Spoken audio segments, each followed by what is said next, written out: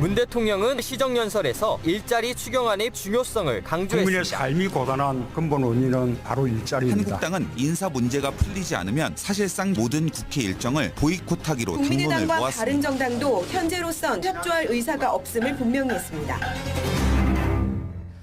예, 문재인 대통령 어제 국회 시정연설을 통해서 추경안 통과의 절박성을 강조했습니다. 일자리란 단어가요, 44번 나왔습니다. 예. 하지만 야권의 반응은 냉랭하죠. 처리 과정이 순탄치가 않아 보입니다. 게다가 어제 강경화, 김상조, 김희수 후보자 청문 보고서 채택 무산됐습니다. 모두 무산됐습니다. 이래저래 꼬여있는 상황. 오늘 이 문제는 국민의당 박지원 전 대표 연결을 좀 해서 고민해보죠. 박지원 전 대표님 안녕하세요. 안녕하세요. 박지원입니다. 어제 대통령 시정연설 뒤에 문 대통령하고 박지원 전 대표하고 악수하는 모습이 화제였어요. 네. 오랜만에 하신 거죠? 지난번에 대통령 당선되시고 제 방을 방문해서 한번 만나 뵙고 예. 두 번째입니다. 어떻게 좀 온기가 전해지든가요? 어떻게 느끼셨어요? 손 딱 잡을 때. 아무래도 뭐 대통령께서 국회의석으로 일부러 찾아와서 예. 하시는 악수이기 때문에 또 반갑고 요즘 잘하고 계셔서 더 좋았습니다. 그러셨어요. 어제 이제 시정연설, 일자리 추경을 위해 도와주십시오. 이런 호소였는데 박지원 의원께서는 연설 듣고 마음을 좀 정하셨습니까? 추경에 대해선? 일자리, 특히 청년 실업 문제나 노인 복지에 대해서 추경을 편성했기 때문에 당연히 도와드려야죠. 그렇지만은 거기에 과연 공무원 숫자를 늘려서, 즉 공공 일자리를 늘려서 일자리 문제를 해결하겠다라고 하는 데는 우리 당내에서나 저 개인적으로도 그것은 아니다. 이런 생각을 가지고 있습니다. 사실은 요 사이에 박지원 의원께서 계속 문재인 대통령 잘한다만 하셔서 추경에 대해서도 적극적으로 동의하실 줄 알았는데 추경에 대해서는 좀 부정적이시네요. 제가 잘한다고만 한 게 아니라 예. 못하는 것은 못한다. 이렇게 지적을 했습니다. 예. 언론에서 예. 아마 언론도 그렇게 생각하나 봐요. 대통령이 잘하시니까 잘한다만 보도하더라고요. 그렇게 된 건가요? 네, 못한다는 것도 많이 지적했어요. 그러셨어요. 근데 예. 추경에 대해서는 동의하기 어렵다. 이쪽 같은 그렇습니다. 입장 당과. 추경을 근본적으로 반대하는 것이 아니라 예. 거듭 말씀드리지만 일자리 창출, 즉 청년 문제나 노인 문제에 대해서는 당연히 하셔야 되지만은 예. 대통령 후보 때도 81만 개의 공공 일자리를 늘려서 실업 문제를 해결하겠다 하는 것은 처음부터 지금 우리는 반대를 하고 있고, 특히 공공 일자리, 공무원의 일자리를 늘리는 것은 예. 필요하면 늘려야죠. 그렇지만 그렇게 많이 늘리는 것은 공무원은 한 번 채용하면은 예. 20년, 30년을 보아야 됩니다. 예. 신분 보장을 시켜야 되니까. 그렇죠. 그래서 그러한 것은 문제가 있다. 그렇게 그리고 보시는군요. 일자리 창출은 근본적으로 예. 기업에서 이루어져야 되는 거지 정부가 주도적으로 해서는 안 된다 하는 생각을 가지고 있습니다. 지금 정부 여당에서는 허투루 채용하는 건 아니고 지금도 필요한 그 일자리들을 찾아내서 공무원 일자리 만드는 것이다. 또 공기업부터 시작해야, 공공기관부터 시작해야 사기업들도 그 분위기를 받아서 이어갈 거다, 일자리 만들기. 이런 의견이긴 하던데요. 이걸로는 불충분하다고 보세요.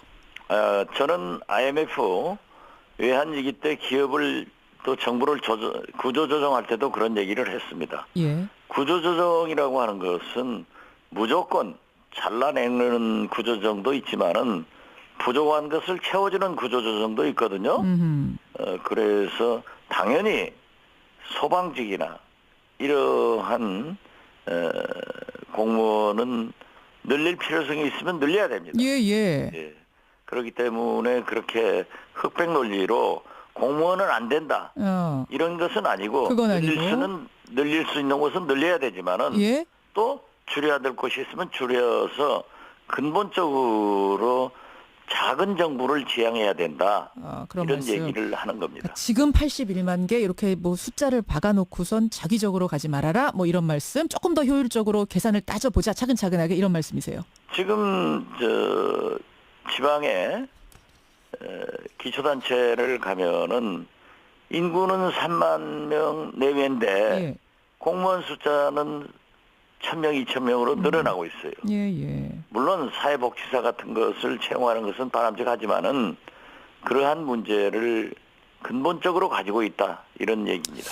알겠습니다. 이 참 추경도 지금 박지원 의원 말씀 들어보니까 쉽게 풀릴 상황이 아닌 것 같은데 게다가 인사 문제까지 겹쳤습니다. 자유한국당 저는 이미 문재인 정부가 굉장히 강하게 산들바람 불어서 나가지만은 봄단은 끝난다. 그런데 7가지 문제가 올 것이다라고 하는 중에 두 번째가 추경 문제다 이렇게 지적을 했고 이것은 비록 자유한국당은 참여를 하지 않지만 예? 모두 3당이 지금 논의는 하고 있지만은 조금 문제가 있을 겁니다. 아니 지금 그러니까 자유한국당은 세 사람 다 안 된다. 강경화, 김상조, 김희수. 국민의당은 적어도 강경화 후보자는 안 된다 이런 입장인데 박지원 전 대표께서는 셋 다 찬성 입장이셨죠. 지금도 그대로십니까? 제 개인적 생각은 변함이 없습니다. 예. 김상조, 김희수, 강경화 이 세 분들을 해줬으면 좋겠다. 하자 이런 생각이지만은 예. 우리 국민의당 의원총회를 열어보니까 특히 청문회에 참여했던 청문위원들이 예. 전부 반대를 하고 있어서 우리 당론으로 반대가 사실상 결정돼 가지고 그렇죠. 굉장히 어둡습니다. 지금 상황이 굉장히 애매해요. 만약 야당이, 그러니까 특히 국민의당이 입장을 바꾸지 않는다면 대통령은 강경화 후보자 임명을 강행하거나 아니면 포기하거나 둘 중 하나를 선택해야 되는데 만약 강행을 할 경우에는 김희수 후보자를 버리는 꼴이 됩니다. 왜냐하면 김희수 헌재소장 후보자는 국회 인준을 꼭 받아야 되는데 국회에서 통과시켜주지 않을 가능성이 크기 때문에요. 강경화냐 김희수냐.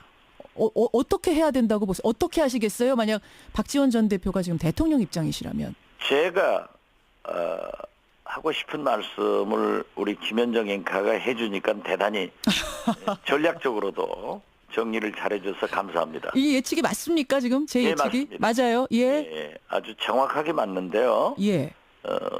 저는 대통령께서 조금 더 인내하면서 설득할 필요가 있다. 만약에 강경화 장관을 그대로 임명한다고 하면은 예. 김희수 헌법재판소장의 인준 표결에 장담하지 못합니다. 그렇기 때문에 또 앞으로 사실 제가 되게 어림짐작으로 해보니까 9월까지 예. 대법관, 대법원장, 헌법재판관 여러 약 30여 차례의 인사청문회가 남아 있습니다. 예. 그런데 대통령께서 이미 5대 비리에 관계되는 사람들은 임명하지 않겠다라고 국민한테 약속했단 말이에요. 예. 그런데 지금 어제 그제 임명한 새 장관들은 더 많은 것을 걸리고 있어요. 오늘 아침 보도를 보더라도. 그런데 과연 이것을 두고 예. 대통령은 하지 않겠다고 해놓고 이걸 가지고 계속 임명할 수 있겠는가. 그래서 저는 비록 개인적으로 강경화 장관의 임명을 찬성하지만 예. 대통령께서 강행하면은 김희수 헌법재판소장의 본회의 인준 표결이 부결로 유도될 것이고 앞으로 계속 인사청문회에서 협치는 찾아볼 수 없다 하는 말씀을 드립니다. 아니 근데 설득을 지금 안 한 게 아니잖아요. 정부 여당이 다 나서서 뭐 정무수석도 그렇고 물밑으로 굉장히 노력을 해서 소통을 하고 있는 걸로 아는데 자유한국당은 꿈쩍 안 하는 거 아닙니까? 국민의당도 뭐 마찬가지고요. 국민의당도 마찬가지가 아니라 예. 그러한 것을 모색을 하고 있기 때문에 저는 좀 더 노력할 필요가 있다. 또 사실 예. 지금 대통령께서나 민주당에서는 예. 국회 선진화법 이전의 국회와 국회 선진화법 이후의 국회가 다릅니다. 그리고 특히 문재인 대통령은 과반수 의석도 가지고 있지 않은 취약한 정권입니다. 그렇죠. 예. 마치 지금 120석 300명 국회의원 중 예. 120석을 확보한 민주당의 대통령이 예. 220석을 가진 대통령으로 생각을 하면은 안 된다 이겁니다.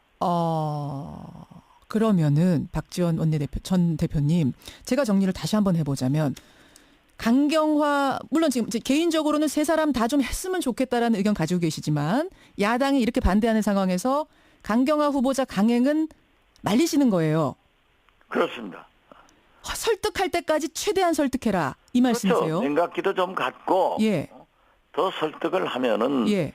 가능성이 있을 건데 마치 120석 가진 대통령이 예. 220석 확보한 대통령처럼 어허. 임명을 강행하면은 어떻게 되겠냐 이거죠. 줄줄이 30명 인사청문회가 다 문제가 될 거다. 앞으로 험난해질 거다. 그렇지 않습니까? 만약 강경화 장관을 임명하면은 예. 그것이 기준 스탠다드가 된단 말이에요. 예. 그러면 다 강경화는 됐는데 왜 이건 안 되느냐? 안 되느냐. 또 지금 현재 5명 어제 그제 발표한 인사들만 보더라도 예. 이분들은 감동도 없고 스토리도 없어요. 거기에 대해서는 또 혹평을 사실 뭐 하시네요. 김상조 공정거래위원장이나 예, 예. 강경화 외교부 장관 후보자 같은 분은 감동도 있고 스토리도 있거든요. 그런데 청문 과정에서 이러한 것이 나타나니까 예. 지금 상당히 어려움이 있는데 더 많은 논문 표절과 더 많은 잘못이 있는 그러한 분들을 계속 임명해놓고 해주라 예. 하는 것은 설득력이 없어지는 거예요. 알겠어. 그러면요. 저 박지원 전 대표님. 대통령이 어떻게 설득을 해야 이게 설득이 될까? 지금 최대한 설득을 하라라고 하셨는데 얼마나 더 해야 되고 어떤 방식으로 해야 됩니까? 그걸 제가 잘 알면 대통령이죠. 아니 그걸 주셔야죠. 그게 문제인 잘 거예요. 아실 거고 실제로 대화들을 많이 하고 예. 그러기 때문에 저는 그렇게 생각하면 됩니다. 대통령께서 예. 박근혜 대통령 탄핵 이후 예. 우리 국민들이 요구하는 시대 정신은 새로운 대한민국 국가 대개혁을 바라고 있습니다. 저는 적당한 비유가 되려는지 모르겠습니다만은 4.19 혁명 후 예. 장면 내각이 출범해서 예. 얼마나 많은 국민들이 민주주의를 요구했습니까? 이때 장면 내각이 잘못 핸들링 해가지고 5.16을 가져왔습니다. 이렇게 중대한 문재인 정부이기 때문에 저는 120석 가진 정당의 대통령, 예. 특히 국회 선진화법을 알겠습니다. 가진 대통령이기 때문에 예. 더 많은 노력과 국민의당이나 바른정당에 대해서 더 큰 노력이 필요하다. 알겠습니다. 저는 그렇게 봅니다. 예, 그러니까 그런 노력하면 자유한국당은 예. 사실 역사적으로 보더라도 IMF 외환위기를 가져와서 박지원 우리 국민들에게 전 대표님? 고초를 주었고 예. 지금 시간이 많지 않아서 짧게 정리 박근혜 부탁드립니다. 탄핵시켰는데 예. 그분들을 설득하기는 어렵지만은 국민의당이나 바른정당에 대해서 더 노력을 하는 것이 필요하다 이렇게 봅니다. 여기까지 말씀 드려야겠습니다. 오늘 고맙습니다. 네, 감사합니다. 국민의당 박지원 전 대표였습니다. 당연히 하셔야 되지만은 예. 대통령 후보 때도 81만 개의 공공 일자리를 늘려서 실업 문제를 해결하겠다 하는 것은 처음부터 지금 우리는 반대를 하고 있고 특히 공공 일자리, 공무원의 일자리를 늘리는 것은 예. 필요하면 늘려야죠. 그렇지만 그렇게 많이 늘리는 것은 공무원은 한 번 채용하면은 예. 20년, 30년을 보아야 됩니다. 예. 신분 보장을 시켜야 되니까. 그렇죠. 그래서 그러한 것은 문제가 있다. 그렇게 그리고 보시면. 일자리 창출은 근본적으로 예. 기업에서 이루어져야 되는 거지 정부가 주도적으로 해서는 안 된다 하는 생각을 가지고 있습니다. 지금 정부 여당에서는 허투루 채용하는 건 아니고 지금도 필요한 그 일자리들을 찾아내서 공무원 일자리 만드는 것이다. 또 공기업부터 시작해야 공공기관부터 시작해. 문 대통령은 시정연설에서 일자리 추경안의 중요성을 국민의 강조했습니다. 삶이 고단한 근본 원인은 바로 일자리입니다. 한국당은 인사 문제가 풀리지 않으면 사실상 모든 국회 일정을 보이콧하기로 당론을 국민의당과 모았습니다. 다른 정당도 현재로선 협조할 의사가 없음을 분명히 했습니다. 예, 문재인 대통령 어제 국회 시정연설을 통해서 추경안 통과의 절박성을 강조했습니다. 일자리란 단어가요 44번 나왔습니다. 예. 하지만 야권의 반응은 냉랭하죠. 처리 과정이 순탄치가 않아 보입니다. 게다가 어제 강경화, 김상조, 김희수 후보자 청문 보고서 채택 무산됐습니다. 모두 무산됐습니다. 이래저래 꼬여있는 상황. 오늘 이 문제는 국민의당 박지원 전 대표 연결을 좀 해서 고민해보죠. 박지원 전 대표님 안녕하세요. 안녕하세요. 박지원입니다. 어제 대통령 시정연설 뒤에 문 대통령하고 박지원 전 대표하고 악수하는 모습이 화제였어요. 네. 오랜만에 공공 일자리를 늘려서 일자리 문제를 해결하겠다라고 하는 데는 우리 당내에서나 저 개인적으로도 그것은 아니다. 이런 생각을 가지고 있습니다. 사실은 요 사이에 박지원 의원께서 계속 문재인 대통령 잘한다만 하셔서 추경에 대해서도 적극적으로 동의하실 줄 알았는데 추경에 대해서는 좀 부정적이시네요. 제가 잘한다고만 한 게 아니라 예. 못하는 것은 못한다. 이렇게 지적을 했습니다. 예. 언론에서 예. 아마 언론도 그렇게 생각하나 봐요. 대통령이 잘하시니까 잘한다만 보도하더라고요.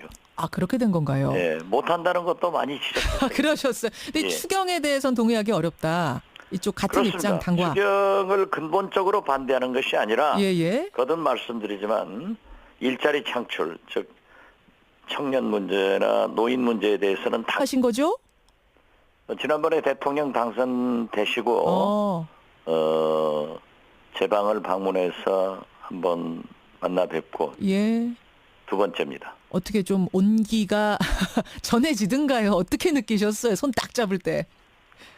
아무래도 대통령께서 국회의석으로 일부러 찾아와서 예.